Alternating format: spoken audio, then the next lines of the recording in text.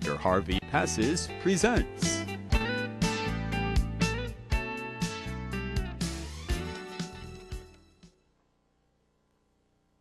Oh, you're going to enjoy this.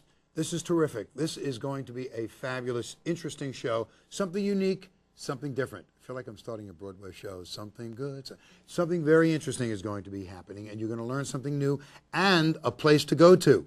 That's right. The first, as I understand it, the first major school on wine and learning everything you need to know about wine will be opening this summer. Correct. Right here on Long Island, out on the North Fork of Long Island. What town is it in out there? That's not Jamesport. We're in Mattituck. In Mattituck. We're going to learn all about it and why it's so exciting and what the big deal is and why it's different than any other place that is doing similar things, especially people in the city. People in the city, the schools, they don't have what this school will have, and that will be actual vineyard where you can learn and you can see. And let's get right down to it instead of me keeping you in suspenders here right now. We're first going to meet Tracy Ellen Kamens. Tracy, it is a pleasure. And your wonderful sidekick over here right now, and that is Jared Skolnick. Jared, terrific. Let me tell the folks at home a little bit about who you lovely people are as I look at you through this forest of wine bottles on the table here, so they'll understand. These interesting people have opened up a school called Grand Cru Classes, and it says, "We know vino." I like that. And Grand Cru Classes, a little play on Grand Cru Classes, of a classification of high-quality wines in France. And what they did was they purchased some land out in wine country, the North Fork, and they're building a structure where you can take the classes, and outside they'll have vines. And you'll get a chance to see the vines, maybe work on growing them and talk about it and learn to see what it's all about, taking you through the entire experience on learning about wine. And they got lots of classes. So I thought it would be, when I found out about it, I thought it would be really neat, since I do a lot of TV shows on wine, Long Island wine that is especially, on having people meet you. So welcome to the show. Thank you. Terrific. First, why did you do this? Why are you doing this? We've always been very passionate about wine as amateurs, and about a year or two ago started thinking about getting into the industry and looking into different ways in which to do that. And I've always wanted to be able to share our love of wine with other people. And because we're also so passionate about what's going on Long Island, specifically with all the vineyards and the wineries, this just seemed like a really natural way to do it, to be able to work with the vineyards, help promote the region, and let people know what's going on in their backyard. A lot of people in Manhattan are not familiar with the Long Island vineyards. Isn't that amazing? Absolutely. It's amazing to me. They would rather get on a plane and go to Napa, and that becomes a whole big ordeal instead of just getting in your car. Yeah, throughout New York State, we feel that people don't know the quality of what's in their backyard. A lot of people know there are wineries, but they think that they're not very good. And 30 years ago, that was true. 30 years ago in Long Island, there really weren't. But now, with the Finger Lakes and Long Island are really producing higher quality, it was really an opportunity to get involved in something that's really coming of age. It's true. I couldn't agree with you more. I remember sitting out back of Alex and Louisa Hargrave's home 30 some odd years ago, and when I had my wine publication, the Metropolitan Wine Review, and sitting there discussing their wines and saying to each other, one day, this is going to be like the Silverado Trail or Calistoga and 29 in Napa, and today it's there. There's like 40 wineries. Yes. Which is just amazing. So let's talk about, now there's so much to talk about, let's talk about the educational program. What do you envision? Give me from the soup to nuts. Okay. What's the experience? The classes will be about an hour and a half, and one of the things that we feel very strongly about is doing a guided wine tasting. I think people do enjoy wine in their home, but they will open maybe a bottle of wine or possibly 2 bottles of wine, and it's hard to remember what one wine tasted like versus the other, especially, you don't remember from one night to the next. So to be able to have 5 wines open and to guide the participants through to what to taste for and how to be tasting how things are different, then they can start to get an appreciation for the range that wines come in and to see what it is that they prefer. we don't think that there's one particular style of wine that's better than another necessarily, but to help the participants understand what they like and how to find it again. Now, you have some training. You right now have your degree in Doctor of Education? I have a Doctorate of Education. I have a Certified Specialist of Wine credential from the Society of Wine Educators. Right. And I'm working on the Wine and Spirit Education Trust's Diploma of Wine and Spirits in Manhattan. And that's a 2-year program, very intense, and the precursor to the Master of Wine program. Excellent. And you're a techno geek. Yes, so for my day job, I'm in internet advertising. Right. And if it hasn't become clear at this point, Tracy's the educational aspect of the venture, and I'm the operational aspect. We joke that Tracy as CEO is Chief Education Officer, and myself as COO is Cork Opening Officer. I see. So I'm doing operations and all of the other behind-the-scenes needs. Okay, so before this begins to sound like an excuse just for you to drink a lot of wine, let's get back to the educational aspect of it. Tell me about your plant, so to speak, your facility. What do you envision having there? There's a building you said you were... Right. The property that we purchased was formerly a goat farm, and the barn structure that they used to process cheese, we'll be converting that into a classroom, and the field will be sort of a Tuscan farmhouse, and have a big open table where people can come and sit and have a really informal feel to it, but we're really planning on keeping the level of education at a very high quality and not, dumbing it down. We really want people to walk out of there having learned something and not just tasted wine. In addition, we have a full acre of property, so we will be planting about 1/8 of an acre of vines. We'll be able to, once the vines are planted, bring the participants out, show them how a vineyard is planted, show them different types of trellising systems, what different leaves look like, much better than you can when you put up a PowerPoint presentation and show a slide. And so really be able to be a part of that, and also to add to our credibility that we're teaching about something that we're doing. And in the facility, we will be processing wine. We'll be actually making wine from those grapes, not for retail, but just for the educational purposes to use within the classes, show the different stages along the way, depending on when the classes are offered. And also attached to that barn is a small cellar, so we will have the opportunity to show an aging, a barrel aging wine and things of that sort. You expect this to be a money-making operation or a labor of love? Labor of love, absolutely. Okay. Because I agree with you. I think until it starts really catching on and you can see the profitability in doing this, because it's an amazing thing. You'll probably wind up giving up your day jobs and stay out there full time. Sure. Well, which would be half bad. We have financial models that show that we can turn a profit on this and things like that, but the reality is that all we want it to do is take care of itself and be, like you said, a labor of love, but also just be a lifestyle decision. We want to be involved, and already we feel so closely connected with the community there in a way that you can't do as just somebody who comes around to taste wine. Right. That's correct. We've been in our home there since December, and already we've been very warmly welcomed by the community. We've had the opportunity to meet a lot of the winery owners and winemakers, and everyone has been so gracious, and it's just a fabulous lifestyle on the North Fork. I'm really excited to be a part of it. A lot of people don't realize it, how beautiful and how wonderful it is. Yes. I mean, the scenery is gorgeous, spectacular, but the people are even better than the view. Absolutely. Very, very, very different from what you would expect, especially when you live close to the New York City area. To have a world apart, it's a whole culture shock. Let's talk about tasting wine. You brought some wines we have here. You got McCary. What is that? Is it a Chardonnay? Do you want to taste which one do you want to taste first, the Shin or the McCary? We should probably taste the Shin first I because agree. it's drier. Right. Okay, so let me pour that. right. And Tracy, here, what I'll do is I'll pass this over to you. Oh, listen to that. And the Just two beautiful. wines that we brought are from the 2005 vintage. And we specifically chose to bring these two whites from the 2005 because 2005 was a very exceptional year in Long Island. It was, as one winemaker put it, the tale of two harvests. It was a very, very hot, dry summer that is fabulous for growing grapes that are going to become wine, not so great for the other farm products, other agriculture in the region. and then the whites that were picked were exceptionally ripe and fruity, and that's what we're going to get a taste of now.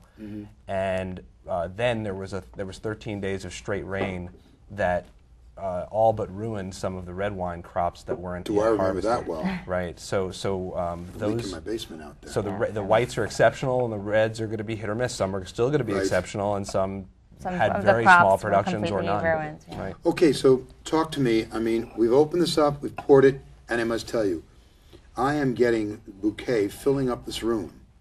That's just amazing. Talk to me, before my giving you my opinion, talk to me about your educational process. What is the individual going to do? Okay. If this were a wine that we'd include in the class, we would also go through the tasting process in terms of swirling to bring out the aromas and flavors in the glass so that you can get that stronger and more concentrated when you do sniff the glass.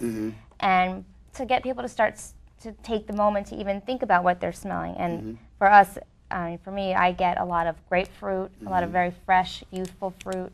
And there's not one right or wrong answer, but I think it's just even when you're going through a class, getting people to start thinking about what's in the glass and why that glass is different than the glass next to it. I don't know if you get any other answers. Well, what I was going to add is that this is our second vintage experience with the Shin Sauvignon Semillon blend, and it's a very different wine because of the 2005 vintage. I shouldn't say very different. It's just much more. It's a little more powerful, very tart, very crisp, and you do get that.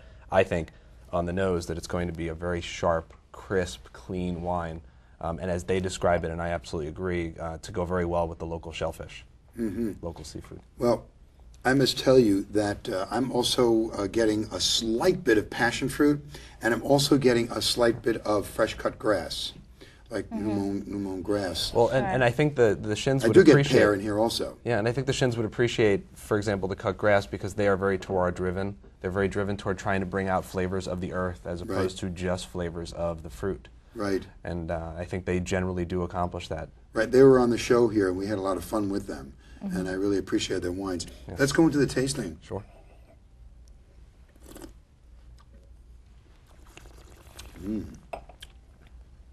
Delicious. Talk to me. We got to swallow first. Well, the first thing I do when I go through a tasting is to think about, is it sweet or is it dry? And this is very clearly a dry wine. And then to talk about more of the structural characteristics of the wine. It has relatively high acid. It's a medium-bodied wine, and there's no tannin in this wine. So in terms of, I don't think it's seen any oak, so you don't get any of the tannin characteristics, and it's obviously not a red wine to have gotten any maceration from the skins. Obviously thinking about the intensity of the flavors, and I think this fairly intense, again because of the hot vintage, and similar types of flavors on the palate that I got on the nose. Grapefruit, a little bit of stone or minerality. Which is nice. Yes. I like that a lot. And I would add that, as you did with us just now, you said, I'd like to hear your comments first. That's exactly what we'll do with our classes. We will very deliberately not give our thoughts, our feelings about the wine until we've heard from the class, because it becomes, you can become very easily impressioned by someone else's comments. True. For example, I definitely feel like I taste passion fruit now, probably because you said it. That's not a flavor I would normally identify with. Right, right. Right. And again, like we said, there's not any right or wrong answers. Certainly if someone was tasting something that was more red fruit, you might wonder, how they were getting that as opposed to, a white wine. But, everyone's palate is different. And Right. so there's no one particular profile. I did a show once with Charles Massoud from Palmanac Vineyard. I did Eric Fry from Lens and Kip Bedell from Bedell. And I figured this would be a real kicker thing to do. We took Chardonnays, each of their best Chardonnays, and I put them in carafes and just labeled 1, 2, 3, and then there was a fourth, and they didn't know what wine, where I got that from. Turned out it was a Pouligny Montrachet. I think it was Le Fleuve, I'm not sure. And I didn't even know at that point because I just labeled it and just poured it in, and that was it. And the winemakers were the judges. They're the ones who judged everything, and they were the ones to say what number 1 was all about, 2, 3, and 4. And when they saw that their wines went up against a Pouligny Montrachet, and their wines held up extraordinarily well against that wine. But the interesting thing was that they didn't know what they were tasting, and they couldn't be influenced. Right. They thought they knew their wines, but they didn't. Right. They didn't. And Eric Fry especially likes to feature his wines against French wines. Yes. Very specifically to show that there is something happening here in Long Island that's Yes. worth getting some attention. I agree. So as far as your classes are concerned, you might find it of interest to put a label, a blank label that's opaque around the bottles, so nobody could know what they're drinking unless they're that familiar. They know the bottles. Sure. But in this way, you're pouring it and they're talking, because once you look, a label really can really prejudice your thinking. Certainly. And you know, you don't want to do that. This wine's good. There's also a little aftertaste of licorice, anise, that I'm getting in this.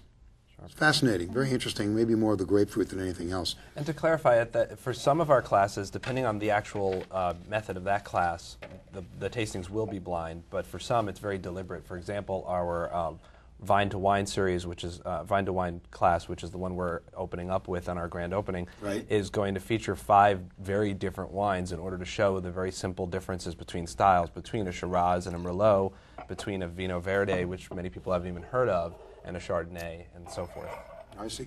Maybe you want to just dump them, dump sure. them. So this way we'll stick with white to white and red to red, and you can just use that. It's okay. Yeah, that's interesting. I'd like to know more. Your opening is going to be June 6th? June 10th. June 10th? And for this year, our facility won't be in use this year. It's under renovation now. Right. So for this year, we've gotten several of the vineyards to help us out with space, and our opening will be at Martha Clara Vineyards, but through the month of June, we'll be at 4 different vineyards. Right. all on the Interesting. East End. Let's see if I can get a shot of the label on this wine here from McCary, of their Chardonnay. Do you know anything about this wine? This is an exceptionally interesting wine and it's called early for a very good reason. I'll let Tracy Right. bring you through the process. Tell me. Every year they make this wine that they call their early wine. And in fact, on the back of the label, it says that the harvest was on September 22nd, I believe. Oh, that's early. And the wine was made within 2 months in November, and then very quickly released. In fact, it was released, I believe, November 5th, which is very early Right. for a wine to come out for that particular vintage. Right. Generally, it's a much longer process. In fact, a lot of the 2005 wines are only just coming out now. So to have this come out so much closer to the harvest. What's the value in doing that?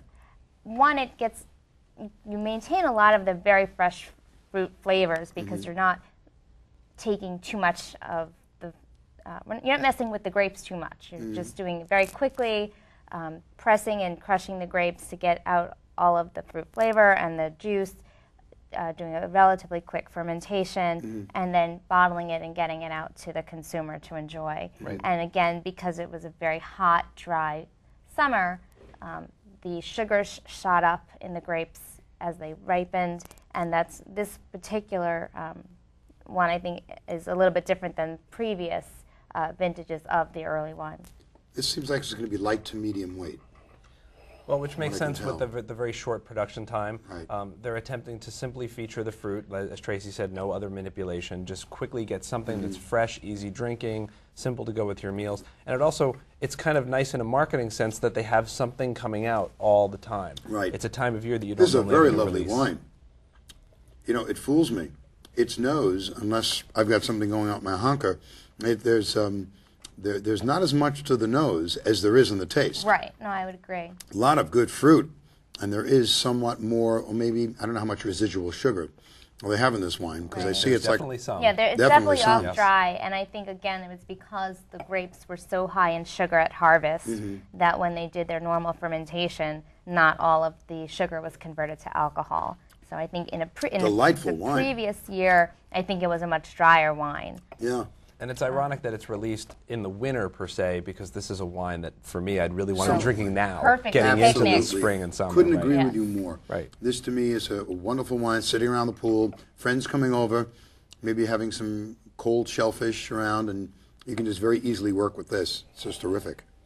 I like this wine. My hat's off to McCary for a delightful, easy drinking wine. The 2004 did have more on the nose than this one does, but again, that fresh fruit from 2005 really comes out on the palate. And I would have to say there's no oak in this wine at all. No. Nope. There's good acid in it, which is terrific. Right, and it helps to balance out that sweetness that Right, it does have. it's terrific. Now let's take a look at these two wines here, the reds. Let's kind of move over to these red wines. Certainly. And we've got from my buddy Joe Papilla, Joe and Rose of Papilla, Vineyard 48, and they've been on the show.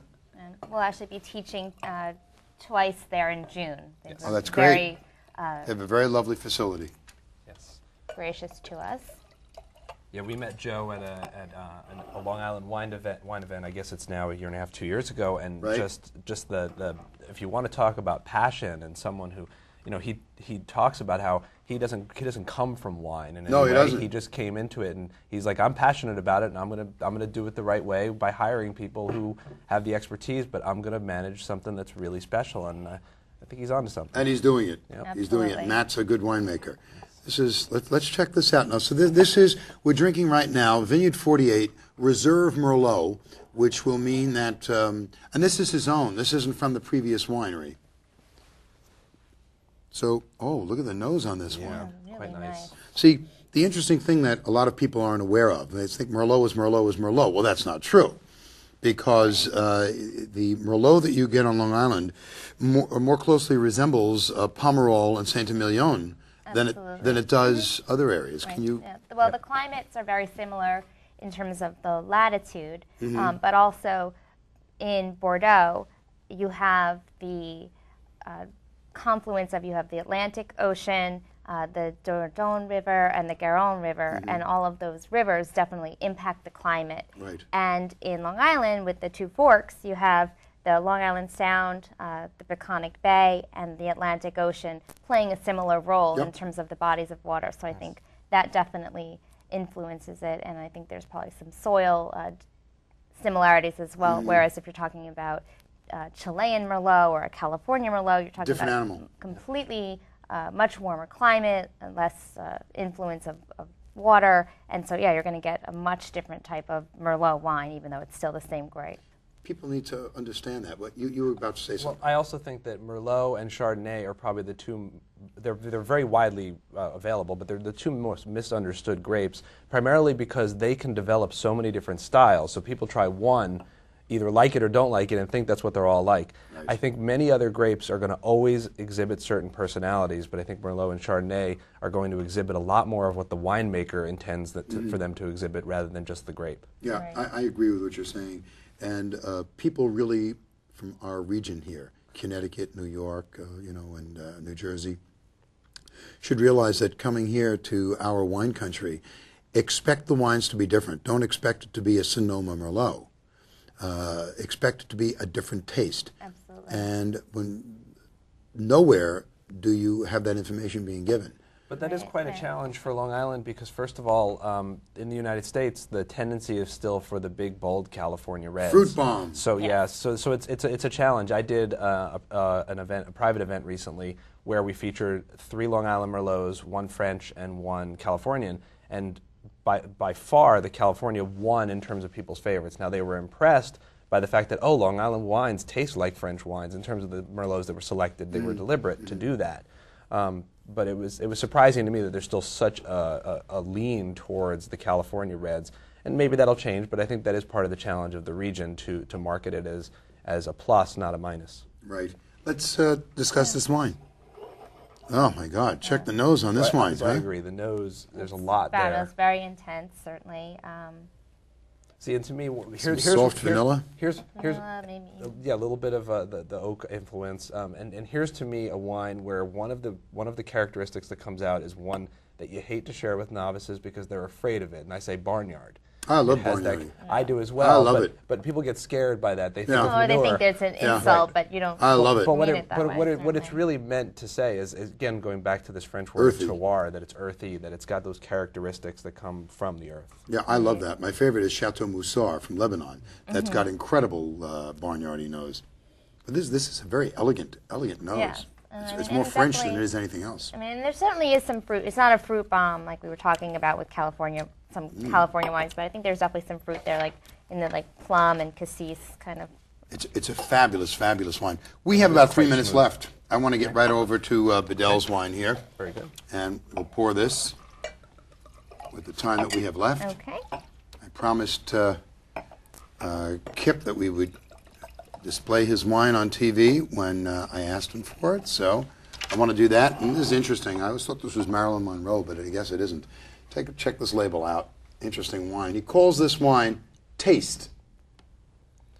It's a very interesting label. It looks exactly what she's doing. He does the artist series labels, and they're very artistic labels that Right. they do, and this is one example. And then they also do some more traditional labels, but the Taste is definitely one in that series that's quite spectacular on the shelf. Right. Now, a very different nose. We got about 2 minutes left. Right. Yeah, definitely more of the secondary characters, a lot less fruit than the previous wine. Right. And this is a blend, I believe. Yes. Yes, it is. And it's... Oh, it doesn't even tell you what the blend is. It doesn't really tell you. It's a yes, softer- Merlot and Petit Verdot. Okay. It's a And that's the softer, difference. easier drinking wine, definitely meant to go with the meal very easily. Right, yeah, it's A definitely little bit of comfortable. vanilla Very on fruit-friendly. the undertone. Delicious, delicious. Very Would go soft. great with barbecue. Absolutely. Yes. Fabulous nice. with barbecue. Terrific. I mean, I love living on Long Island. And what's great about Long Island is that it's so inexpensive to live here.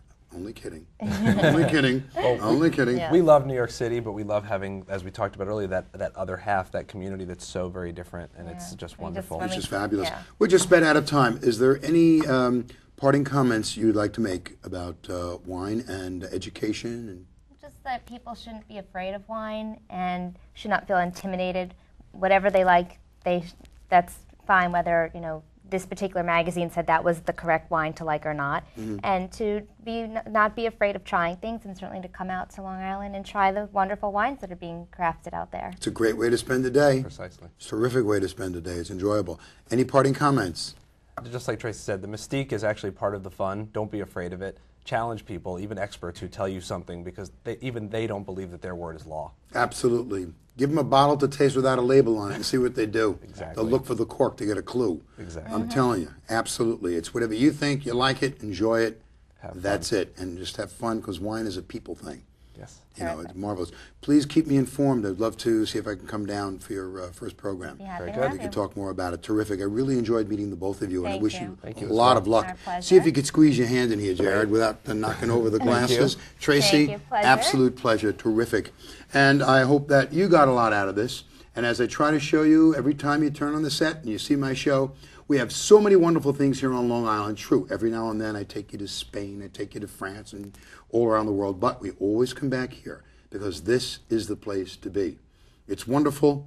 You don't even really have to leave our little island. Everything here you could possibly need. And again, as I keep saying, it's so inexpensive to do it here.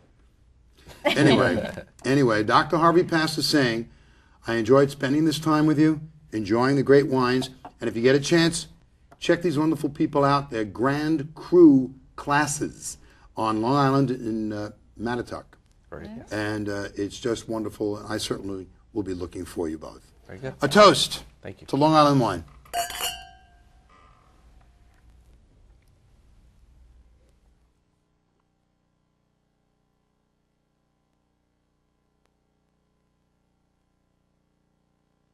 Both wines to me are more European. Yes. Definitely not California. No.